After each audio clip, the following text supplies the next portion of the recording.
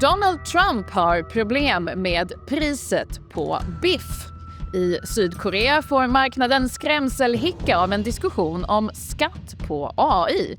Och är Europas ekonomiska problem verkligen så stora som nästan alla säger? Du lyssnar på Världsekonomi.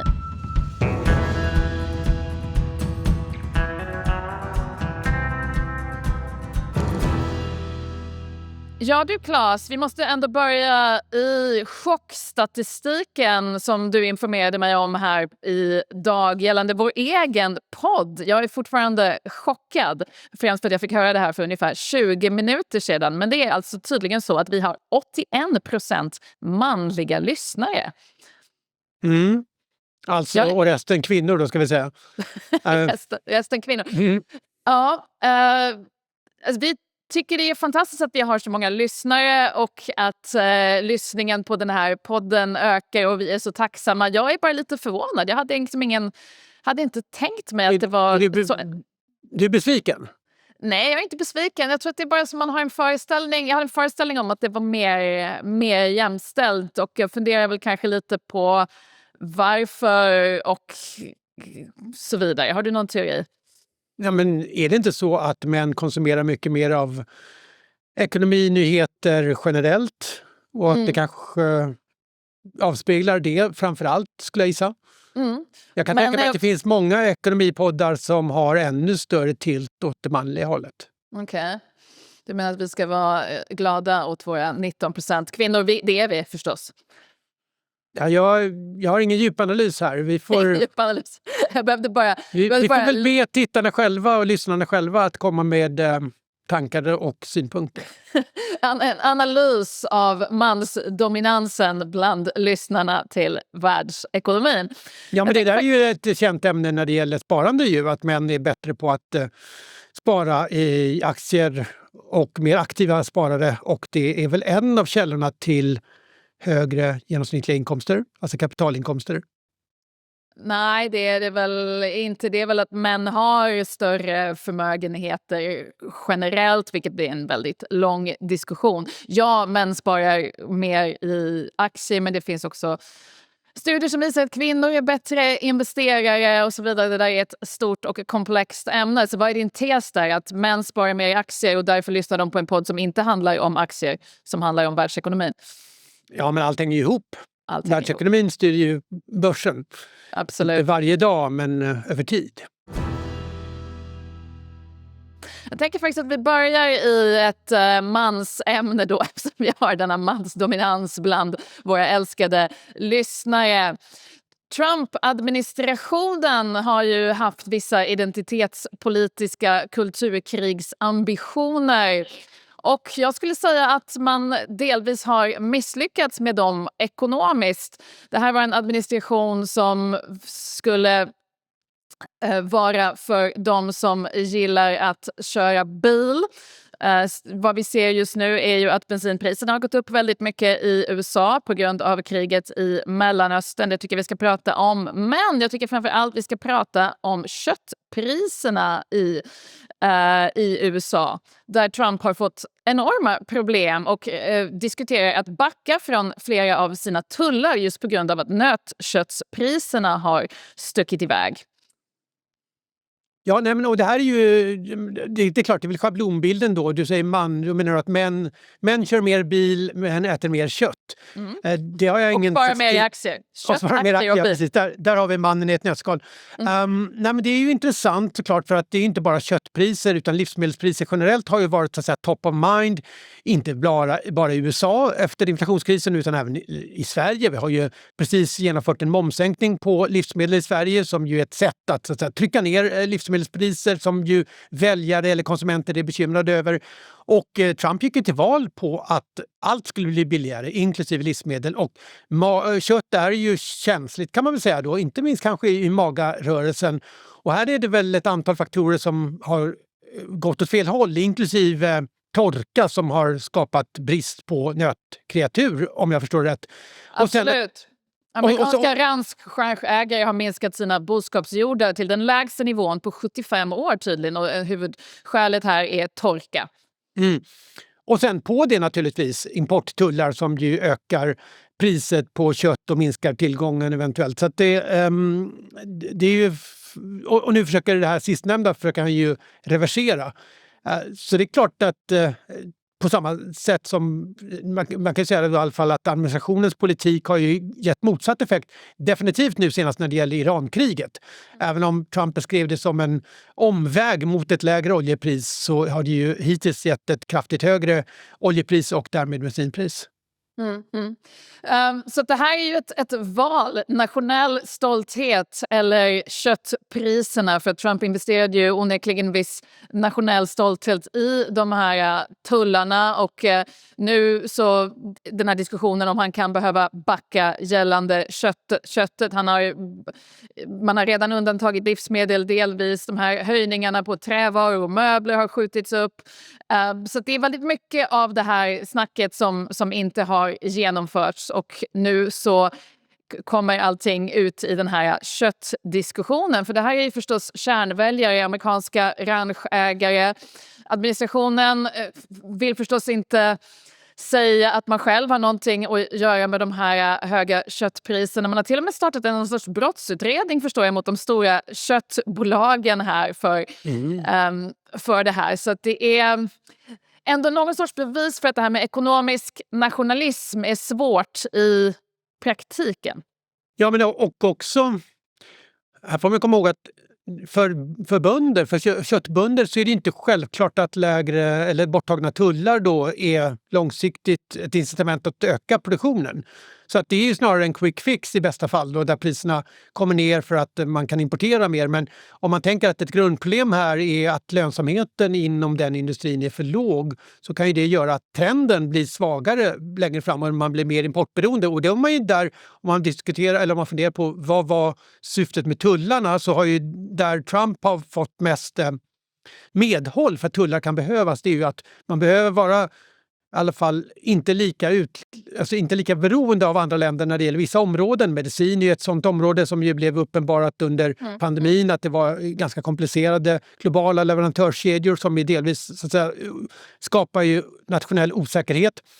Men också livsmedel är ju onekligen så att man vill ha en viss självförsörjning när det gäller livsmedel och då vill man ju kanske snarare tänka långsiktigt när det gäller den biten. Nu är inte livsmedel bara kött, men det är ju ett område som ligger amerikanska väljare varmt om hjärtat och bönderna inte minst. Och nu är det grillsäsong med dessa rekordpriser på biff. Det är inte lätt politiskt. Och drying season dessutom, så att det är båda de här områdena som är känsliga. Ja, det är alltså svårt att kulturkriga med den ekonomiska politiken. Det är en generell slutsats vi kan dra. För det blir ju komplicerat. Och hur mycket av det här handlar om inflationsoro också? Hur ser det ut där? Ja, men vi fick ju siffror nu för april för USA och de var ju faktiskt till och med lite högre än väntat. Nu är inflationen mätt med KPI uppe på 3,8%. Det är den högsta nivån sedan 2023. Så att det är ju definitivt återigen så att affordability hamnar högt upp på amerikanska väljares lista när priserna rör sig inte neråt som Trump önskade. Nu går inte ens inflationen, alltså prisförändringstakten neråt, utan den går istället uppåt. Det är inte oväntat med tanke på de impulser som kommer framförallt från Mellanöstern. Men det är ju någonting som riskerar att drabba administrationen, populariteten och naturligtvis då mellanårsvalen i november kommer allt närmare. Ja, nej, det är inte lätt det här. Trump är ju på väg just nu, tror jag, till Kina för att träffa Xi Jinping. Ett viktigt toppmöte som jag tycker vi bör nämna, inte minst konflikten i Iran som då är huvudskälet till de här inte till köttpriserna men till att bensinpriserna går upp i USA, kommer att bli ett stort diskussionsämne. De kommer träffas under onsdagen, så de har träffats i 36 timmar när den här podden kommer ut, och det här är också Trumps första resa utomlands sedan kriget i Mellanöstern startade. Kina är ju en viktig spelare här gällande Iran. På vilket sätt? Men Kina har ju mycket koppling till Iran. Man importerar olja därifrån. Men man är ju också helt klart en leverantör av vapen till Iran och är ju en support till Iran som generellt sett det får man nog anse är livsviktig för Iran. Så det finns ju, man kan säga Kina som ju naturligtvis har inne ett globalt eller ett kallt krig med USA. De har ju en del att vinna på att USA kan vi säga, gör bort sig då i Mellanöstern. Men samtidigt så har man ju något att förlora på att Iran inte kan exportera olja samtidigt som Kina har byggt upp väldigt mycket oljelager så det kanske inte är så akut. Men helt klart vill man ju säkert ta politiska poänger om kriget avslutas och det är Kina som egentligen utnyttjar sin leverage mot Iran så framstår ju Kina som allt mer den pålitliga partnern i internationella sammanhang. Där USA mer och mer tappar i anseende. Så att det finns ju mycket kan man säga uppsida här för Kina och Trump, USA har ju förefaller som allt mer desperata att avsluta kriget och om då Kina kan vara den som får det att hända så är det ju kan man säga en kortsiktig vinst för USA så tillvida att oljepriserna kan gå ner men framförallt en långsiktig vinst för Kina. Nu får vi se vad som händer för att det finns väl egentligen inte några, skulle jag säga, jättehögt ställa förväntningar om konkreta förändringar efter det här mötet. Det är ju inte några frågor som är akuta att hantera förutom egentligen Iran. Vissa förväntningar finns det. Trump sa ju att han förväntade sig ett vilt välkomnande i Kina. Jag vet inte riktigt vad han menade med det. Det är en förväntning. Fyrverkerier. Ja, Fyrverkerier. men det är kineserna duktiga på. Ja, vild entusiasm antar jag att han förväntade sig.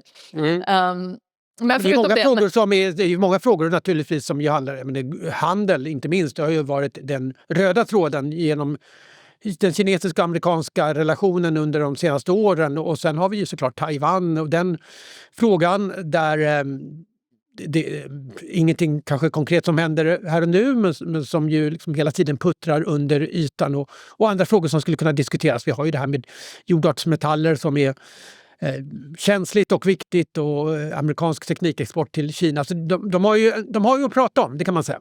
De har saker att prata om de här 36 timmarna. Du talar ju om en stor möjlig uppsida för Kina här, inte minst geopolitiskt om man kan lösa ut den här freden i Mellanöstern som förstås alla hoppas på. Det här är ju som vi nämner varje vecka nu den största störningen av oljeflödet i världsekonomin någonsin som vi lever igenom.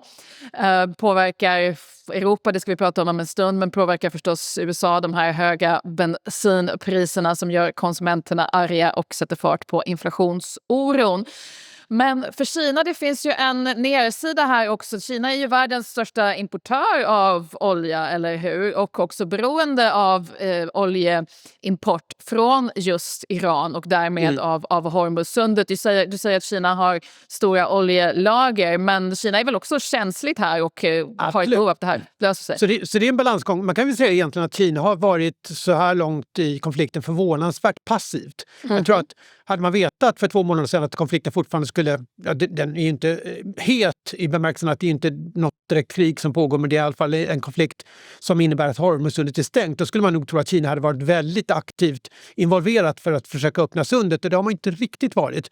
Och då är det väl det här att det finns ju en fördel att konflikten drar ut på tiden när USAs anseende försämras samtidigt som du säger då Kina är ju beroende av att det här sundet är öppet, mer så än USA när det gäller energitillgången. Men så det är väl en timingfråga. För hela världen kan man säga så är det ju ett problem om det här sundet är stängt särskilt länge till och det är därför som man kan säga att marknaden fortfarande är inställd om vi tittar på prissättningen på att det här kommer lösa sig. Ska vi säga före midsommar så har vi liksom... det var väldigt konkret för att komma från dig, Claes. Ja, men alltså nu firar ju inte hela världen midsommar så det kanske inte är ett datum som kommer att ses som avgörande. Men jag tror att det är någonstans där, alltså före utgången av Q2 så måste man ju... Så ligger det definitivt i förväntansbilden att det har hänt saker som är konkreta, som går att handla på, som är trovärdiga, att vi har en lösning. Och med lösning menar jag ju inte att Iranfrågan är löst utan att vi har en lösning när det gäller transportleden. Kina är ju också ohyggligt exportberoende, så att det är klart att om den här energiprisen påverkar efterfrågan globalt så blir det svårt för Kina att sälja sina grejer till resten av världen, och det är Kina nog väldigt medvetna om. Yes. Du nämner midsommar som datumet när detta kommer vara löst. Någon gång runt midsommar kommer vi också fira 100 avsnitt av den här podden, räknade vår producent fram här. Så vi får fira både lösningen av oljekrisen och 100 avsnitt av den här podden. Men Claes, kommer du ihåg vad som hände? Direkt från Hormuzsundet. Direkt från Hormuzsundet. Ett vallöfte från Claes Molén där. Men kommer du ihåg vad som hände på midsommar för 10 år sedan? Ja, just det. Det var ju Brexit-omröstningen. Brexit-omröstningen. Var befann du dig? Jag var faktiskt på Öland, men det var en lite sådär delvis arbetsdag blev det, eftersom det var svenska marknader är ju stängda, men det är ju som sagt inte så att man firar midsommar överallt, utan det är ju fullt öppet på andra marknader, och det var ju stor kalabalik kan man säga. Framförallt på den brittiska marknaden, men med en del spridningseffekter. Så det var stökigt. Det var väldigt stökigt. Själv min son var relativt nyfödd. Han är född i februari 2016. Och jag stod på södra stranden av Themsen i London och gjorde tv. Och hade med mig jag ammade, så att de hade liksom gjort ett hörn för mig där jag kunde sitta och pumpa mjölk, som man måste göra om man ska jobba många timmar samtidigt som man har en liten bebis. Det går inte att stänga av kroppen när man ägnar sig åt sådant. Så att jag har liksom starka minnen från det där, att det är kaos, ingen vet vad som händer. Ingen har tänkt igenom det här, man trodde inte på det här resultatet, och sen den här bröstpumpen, och det var spännande dagar. Men det är ju fortsatt stökigt i Storbritannien just nu. Premiärminister Keir Starmer har haft problem här med ett par dåliga lokalvalsresultat. Vi ser väl det här på marknaderna, att han som vanligt, vill jag nästan säga, slåss för sitt politiska liv. Ja, men det är ju intressant, för att det är inte självklart att man handlar på politik egentligen. Det gör det absolut inte i Sverige. Det är inte så att svenska valet i höst kommer att spela någon större roll för finansiella marknader. Men jag skulle säga att ända sedan Liz Truss då 2022 och den turbulensen som framförallt yttrade sig på obligationsmarknaden, så är ju brittisk politik någonting som berör finansiella marknader. Då pratar vi framförallt om obligationsmarknaden i UK och brittiska pundet som påverkas av det faktiskt. Och då har ju det vi menar då är ju att räntor på brittiska statsobligationer har stigit relativt till exempel tyska. Inte alls så dramatiskt som 2022, men dock går det till hållet när det är den här typen av politisk osäkerhet. Och sitter man utifrån så förstår man inte riktigt vad det är. Alltså det är klart att Storbritannien har ju mängder med problem ekonomiska, och Brexit spökar väl fortfarande sådär, det har vi ju pratat om. Men det här politiska är inte så lätt att förstå. Varför är han så illa omtyckt, Keir? Keir, du är alltså på första namnbasis med den. Det är helt fel. I brittiskt sammanhang så är det helt fel. Han är ju snarare Sir. Han är Sir, han är adlad, han är tidigare riksåklagare. Du är så Keir är inte aktuellt att kalla honom. Keir är inte aktuellt att kalla honom, Claes. Nej. Keir Starmer, jag förstår vad du menar. De har ju majoritet i parlamentet, så i den bemärkelsen en stark regering. Men det är ju något, alltså titta på opinionen, det är ju Reform och Nigel Farage som går väldigt, väldigt starkt det där. Och jag tycker nästan att den här risken som faktiskt är väldigt reell, ett slags brittiskt Trump-ögonblick om man får kalla det så, nästa val med att Nigel Farage som premiärminister i Storbritannien, det är faktiskt möjligt. Jag tycker inte riktigt att det är kanske fullt ut prissatt. Men det är ju 2029 då, eller hur? Ja, tack och lov. Det är ett tag till. 3 år. 3 år, absolut. Mycket som kan hända. Definitivt. För det finns ju ingen anledning att tro att, med tanke på att Labour har majoritet, så finns det ingen anledning att tro att man ska utlysa ett nyval i de här opinionsläget. Så att på det sättet så alltså, det är svårt, det är ju brittisk politik, för att det är svårt att begripa. Skulle man tänka sig ett svenskt parti som har majoritet i riksdagen, som ju är väldigt svårt numera, så är det inte direkt så att den partiledaren sitter löst.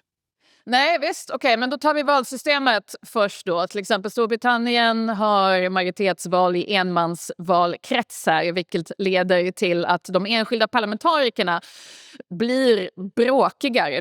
Du har ju ditt mandat kommer direkt från din lokala valkrets. Så du har liksom inte som i Sverige där huruvida du kommer in i riksdagen eller inte är någonting som ditt parti bestämmer i bemärkelsen att de placerar dig på olika ställen på en lista, så att säga, på valbar plats eller inte. Utan du måste vinna din valkrets som du också är väldigt mycket i. Det är någonstans det fina med det brittiska systemet, att parlamentarikerna på riktigt representerar sin lokala valkrets på ett sätt som absolut inte är fallet i till exempel ett svenskt system. Men det och partipiskan viner därmed mycket mindre effektivt. Ja, precis. Du måste vinna din egen valkrets. Om alla i din valkrets hatar din partiledare, då har du incitament för att uttrycka dig kritiskt om din partiledare, till exempel. Och det tror jag bidrar mycket till att i Storbritannien så hänger partiledarna alltid löst. Och Keir Starmer är inte älskad. Och jag ska säga, men du och jag smsade lite om det här häromdagen. Och jag tror att vad du egentligen vill säga, Claes, om jag ska hårdtolka dig, är väl att du tycker att Keir Starmer gör ett hyfsat jobb och kan inte riktigt förstå varför folk vill kasta ut honom. Ja, men alltså mer så här neutralt. Det är inte uppenbart att han... alltså om man... han har inte direkt trampat i klaveret. Man har ju såklart Mendelssohn-affären. Där han blev indragen i Epstein. Ja, precis. Men annars så finns det ju gott om exempel på jag menar, Boris Johnson till exempel, som ju onekligen var mer alltså klumpig, kan man väl säga. Ja, precis. Så fint sätt att uttrycka det. Men han, så det är inte några sådana där skandaler som har som man kan peka på. Det är väl snarare det som man försöker förstå, tror jag, när man sitter utifrån. Nej, men visst, jag tror att det är det här strukturella att Reform UK och Nigel Farage går så pass bra, samtidigt som ekonomin har ju sina problem och man har svårt att få igång den och fortsatt hög inflation, och så kan man prata om hur mycket av det som hänger ihop med då Brexit för 10 år sedan och så vidare. Men sen så, vad jag sa till dig häromdagen när vi pratade om det här per sms, det är svårt att bevisa det, men det finns någonting i den brittiska kulturen kring politik som bygger på att premiärministern någonstans måste ha en egen relation till folket, inom situationstecken. Alltså det är landsfader. Nej, inte en landsfader, men du måste... Alltså brittisk politik är också, till skillnad från till exempel svensk, väldigt hårt knuten till parlamentet. Du kan inte vara minister om du inte sitter i parlamentet. Liksom hela dramatiken och det politiska dramat, det utspelar sig i parlamentet. Det är inte så att man har... Det här med partiledardebatter i tv är liksom lite nytt och fortfarande kontroversiellt här. Det är liksom ingen stor grej. Utan det är väldigt koncentrerat runt parlamentet. Du har liksom bråkigare partier på grund av hur valsystemet fungerar. Och det är väldigt lätt, tror jag, som premiärminister att bli indragen i det. Och du måste liksom ha den där andra relationen där du kommer utanför parlamentet och utanför internpolitiken i ditt eget parti och på något sätt pratar till folket. Och jag tror... I tv-sammanhang då, förmodar jag? Eller? Alltså bara kommunicera på något sätt. Folk har gjort det på olika sätt. Churchill använde ju radio. Tony Blair hade sitt sätt. Margaret Thatcher hade sitt sätt. Alltså Keir Starmer är väldigt, väldigt svag där. Och inte för att han anonym, är dålig. alltså?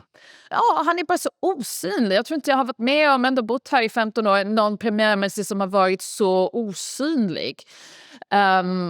På det sättet som Keir Starmer. Alltså när hörde man senast honom prata? Alltså det ligger någonting i det där. Och det är inte för att han är en dålig talare eller någonting. Men det är liksom någon sorts relation där som saknas. Och han har varit upptagen av annat. Och jag tror att det gör att han blir på något sätt mer sårbar för det här som alltid sker i brittisk politik. Det vill säga olika kupper internt.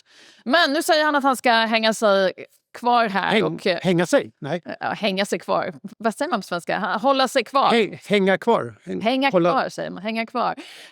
Men det bygger på att de inte lyckas enas mot honom. Och det gör de inte. Hur går det till formellt då? Hur kan han tvingas ut?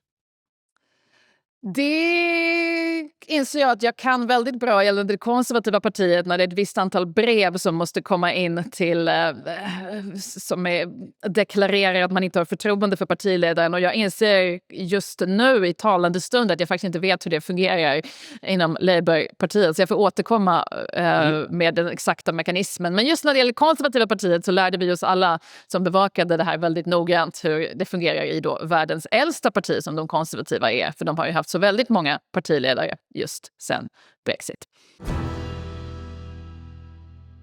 Europa tycker jag vi pratar om också, Claes, här. Storbritannien lämnade ju Europa eller röstade om att lämna Europa för 10 år sedan.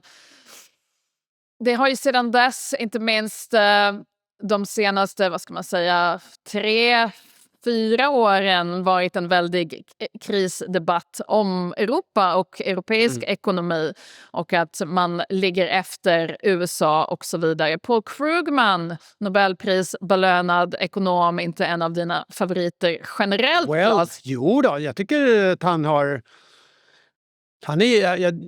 har ju liksom nästan sådär filosofiskt anslag som jag tycker är sympatiskt. Jag vet inte vad som har hänt med dig idag, Claes, men du brukar inte jag vet inte varför du säger att jag dissar honom, det vet jag inte. Ja, jag kan spela upp klipp när du dissar honom i den här podden. Ja, men han är ju lite enkelspårig. Det finns ju liksom han har ju liksom en tydlig politisk preferens. Det kanske gör just en del av de debattinläggen lite ointressanta, men han är ju underhållande på andra sätt. Han kom med ett underhållande, inte minst debattinlägg nu i veckan på sin Substack som handlar just om Europa. För vi vet att Europa har problem, låg tillväxt, färre techbolag. Flera tidigare italienska premiärministrar, inte minst Mario Draghi, har varnat för det här, svag produktivitet och ett EU som halkar efter. Paul Krugman skriver dock att Europa är inte Mississippi. Vad menar han med det, Claes? Ja, men det handlar ju om att välja den fattigaste delarna av USA och jämföra då med BNP per capita.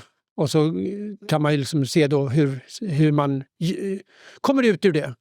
Förmodar jag att det är det han syftar på. Han syftar på att precis att enligt vissa sätt att mäta så är Europa lika fattigt som Mississippi, och sen så skriver han att det här är ett orimligt sätt att mäta saker på. Varför tycker han det? Ja, men det är intressant. Vad är välstånd? Och då kan man ju säga, tror jag, att många amerikanare, det är ju väldigt ett spetsigt land, spetsigt i bemärkelsen att det är ju betydligt mer ojämlikt ekonomiskt än Europa.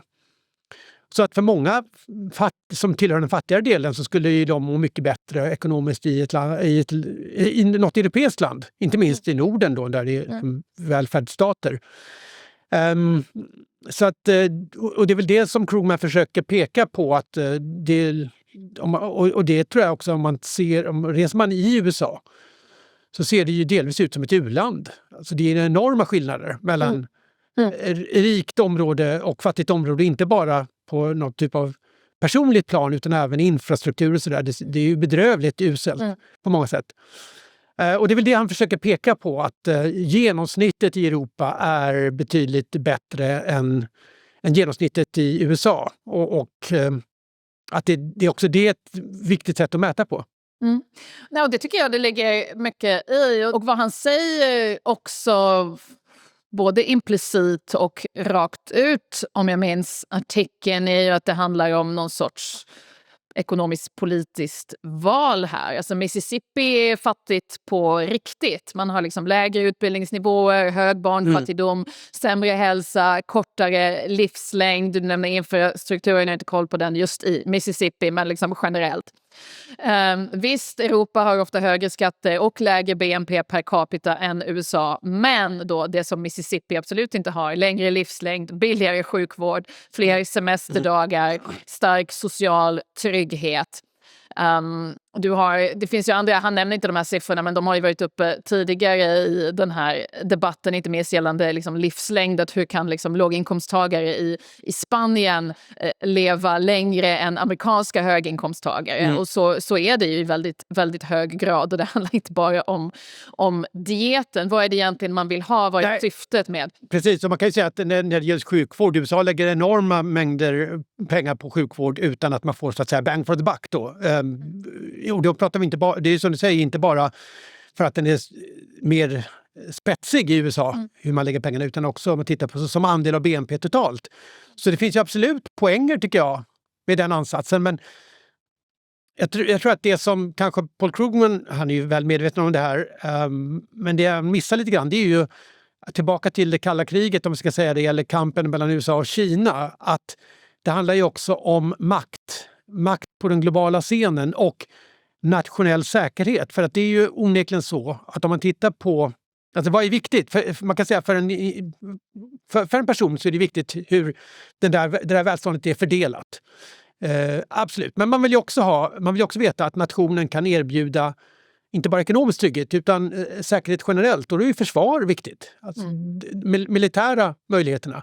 Och jag tror att det är väl liksom, nu är inte jag historiker, men jag skulle liksom föreställa mig att, och vi har säkert någon historiker som lyssnar som gärna får höra av sig, men jag tänker mig liksom att historiker skulle beskriva att det är den fronten som spelar roll. Nu menar jag inte den militära fronten, utan fronten inom ekonomi, fronten inom forskning.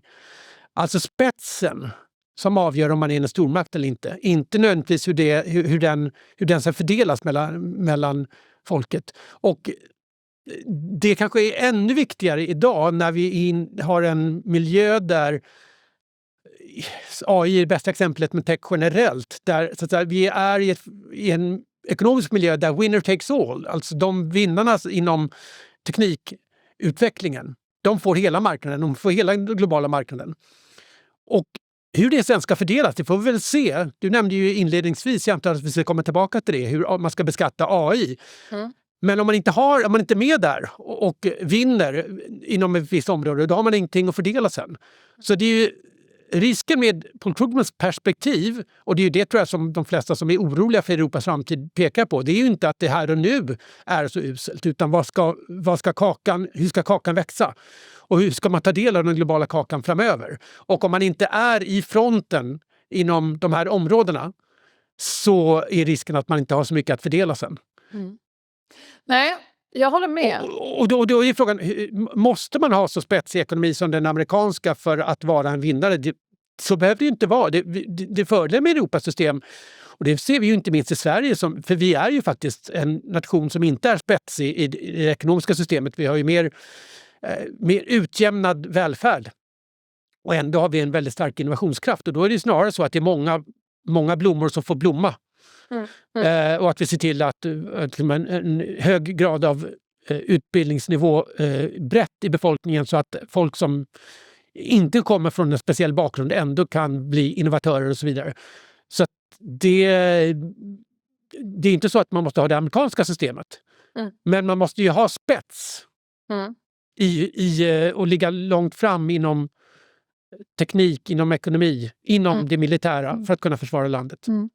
Nej, jag håller med. Alltså, Europa är ju inte lika fattigt som Mississippi och överhuvudtaget, och det där är ett ganska tramsigt sätt att föra den här debatten. Så där har ju Paul Krugman absolut rätt. Man mäter ju inte framgång, eller man bör inte mäta framgång i börsvärde och antal miljardärer. Men, och där håller jag verkligen med dig Claes, är att den här säkerhetspolitiska Det är väl inte...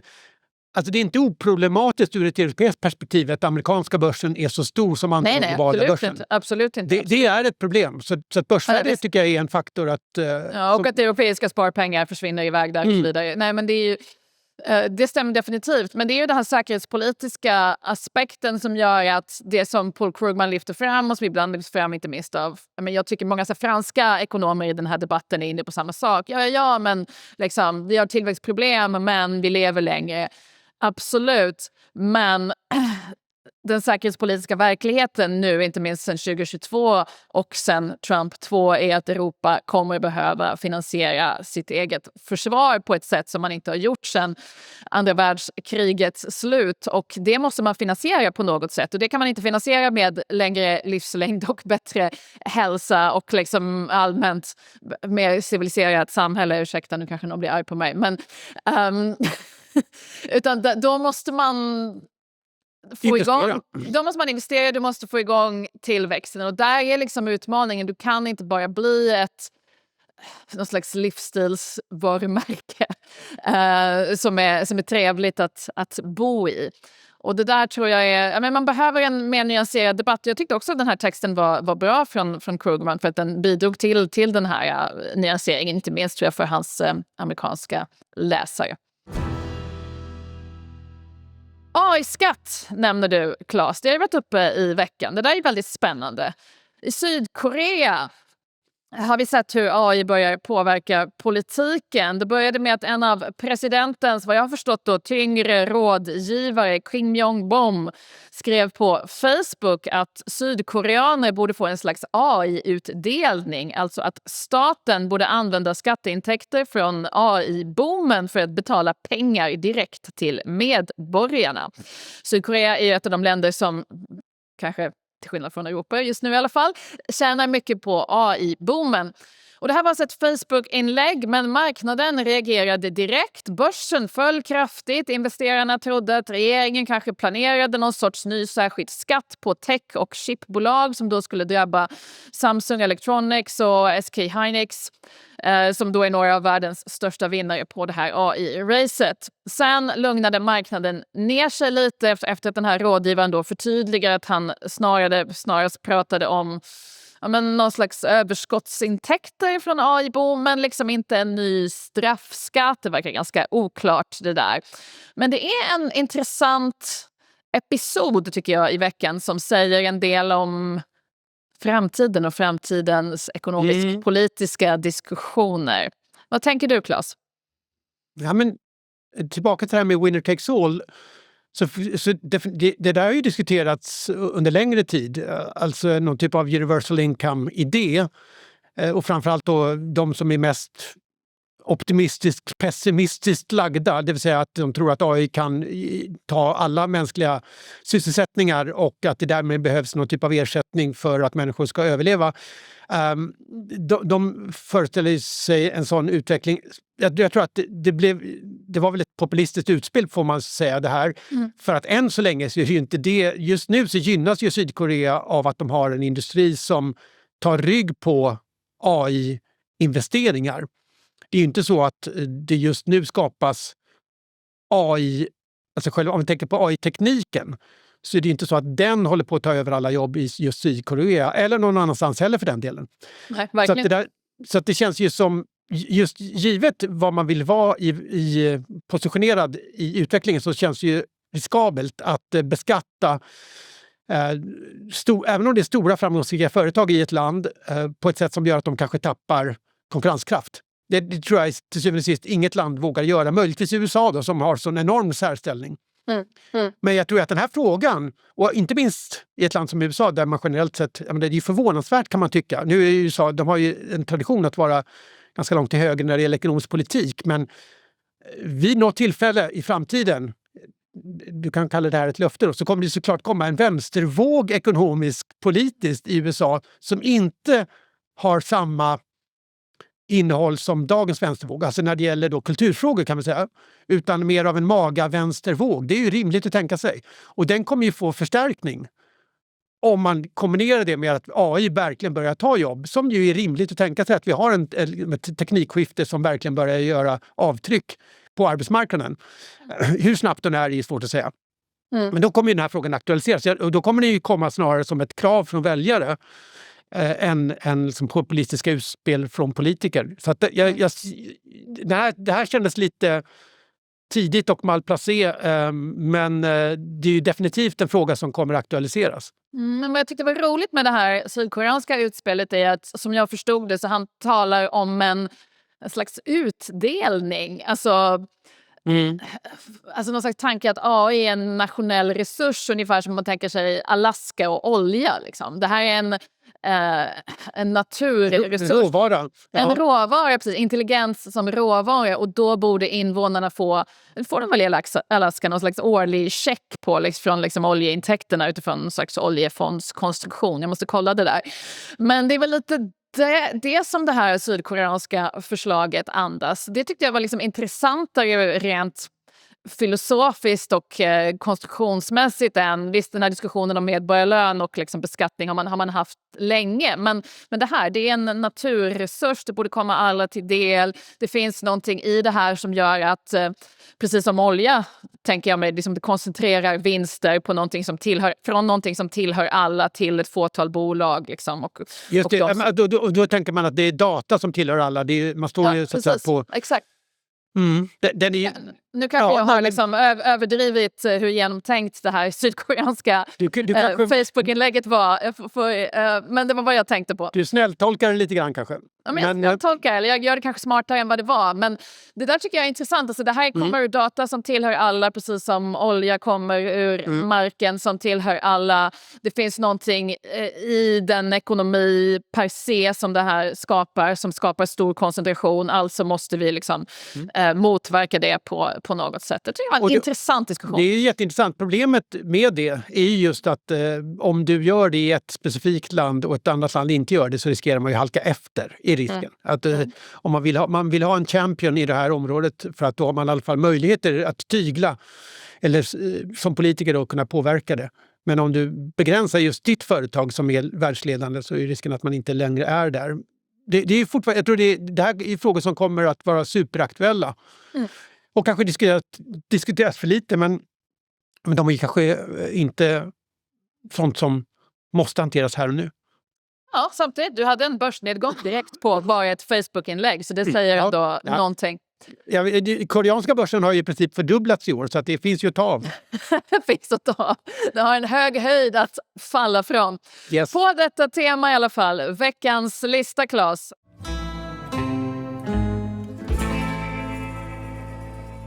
Tre andra kontroversiella skatter. Oj, det finns gott om sådana. Det finns gott om sådana. Jag har tagit de tre mest kontroversiella, eller jag vet inte, roligaste, eller jag vet inte. Du får bedöma själv. Plats nummer 3, saltskatten i Frankrike från 1300-talet till då revolutionen.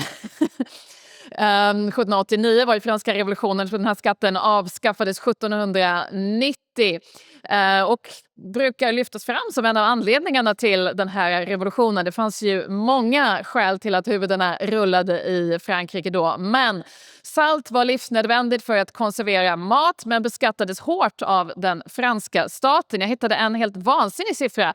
1780 så stod den här franska saltskatten för 22% av kungahusets intäkter. Oj, det låter orimligt, men... Ja. Tydligen. Jag kollade upp det här. Det stämmer 1780. Jag vet inte vad som hände 1780. Men det var en viktig skatt. Extremt impopulär. Det var också hur den var konstruerad. Det vet man ju om man ska konstruera skatter. Man ska inte konstruera det på ett sätt som de kan ifrågasättas. Så det här var en skatt som slog olika i olika regioner. Och folk betalade olika mycket. Och det här blev väldigt, väldigt hatat och en symbol för orättvisorna i det här gamla Frankrike före den franska revolutionen. Så att ingen populär skatt det här. Nej. Plats nummer 2. Idag skulle det kanske vara lite så här folkhälsorelaterat att beskatta salt. Man vill ju beskatta socker, man gör väl det i vissa... Ja, det kommer, jag tror vi pratade om det här en vecka. Det kommer i Tyskland, verkar det som, sockerskatt. Salt har ju konsekvenser, men man använder det för att konservera mat. Jag tänker att det är bra för hälsan att man konserverar mat. Jo, men numera är ju inte det riktigt kanske huvudområdet. Nej, så det är väl mer i Sverige som vi gör det fortfarande vid högtider. Absolut, apropå midsommar. Plats nummer 2 på veckans lista. 3 andra kontroversiella skatter. Skäggskatten i Ryssland. Peter, det här var apropå kulturkrig. Det här var en kulturkrigsskatt. tsaren Peter den store ville modernisera och förvästliga Ryssland, detta land som alltid verkar stå och svänga mellan om det vill vända sig mot väst eller inte. Men han ville då att de ryska männen skulle bli mindre skäggiga och se mer ut som européer, och därför fick de betala en särskild skatt och även bära ett slags kvitto som bevis att de hade betalat den här skatten om de hade skägg. Så det här var ett sätt att via skattesystemet förändra kulturen och den ryska identiteten. Så det kan man också göra. Skäggskatten. Vi pratar slutet av 1600-talet nu. Ja. Hur länge varade den, vet du? Inte så länge tror jag. Men den har ju förstås skrivit in sig i den ekonomiska historien av förståeliga skäl. Mm. Plats nummer 1. 3 andra kontroversiella skatter. Fönsterskatten här i Storbritannien. Också slutet av 1600-talet, men fram till slutet av 1800-talet hade man det. Det var ett sätt att beskatta rikedom utan att staten behövde gå in i människors hem. Så man tänkte, korrekt tror jag, att ju fler fönster desto rikare är du.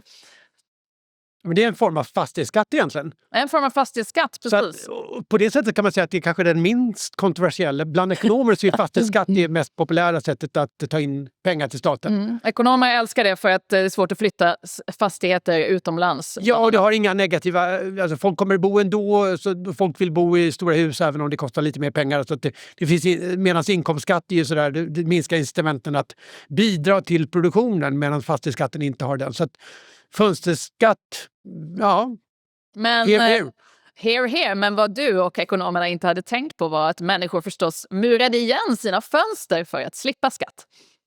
Ja, fast det gjorde man verkligen det? För att det Klas, på riktigt, du kan fortfarande se det till exempel i min by. Man ville bo i mörker hellre än att betala lite mer skatt. Absolut, det där är en grej på riktigt. Så britterna blev så bleka.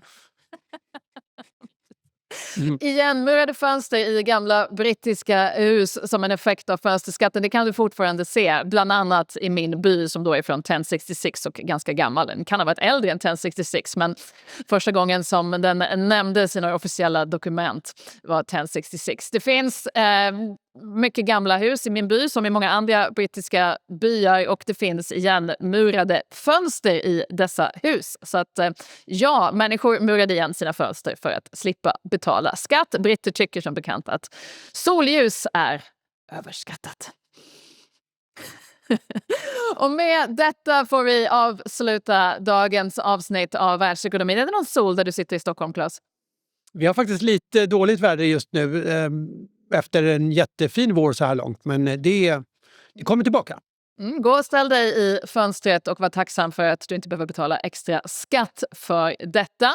Vi är tillbaka igen nästa torsdag. Jag antar att vi kommer få följa upp mötet mellan Trump och Xi Jinping då kanske. Eller så händer något annat spännande, vilket det brukar göra i världsekonomin. Innan dess, missa inte de andra utmärkta poddarna här från EFN. Dominoeffekten och Börssurr som kommer på fredagar. Dominoeffekten, det är onsdagar, va? Tror jag. Så att man kan lyssna på poddar här hela veckan om man verkligen vill följa ekonomin, och det vill man. Man bör även ladda ner EFN-appen för senaste nytt och mina texter till exempel, och man bör prenumerera på Finansmagasinet med mer fördjupande texter en gång i veckan. Men vi ses igen om en vecka. Hej då!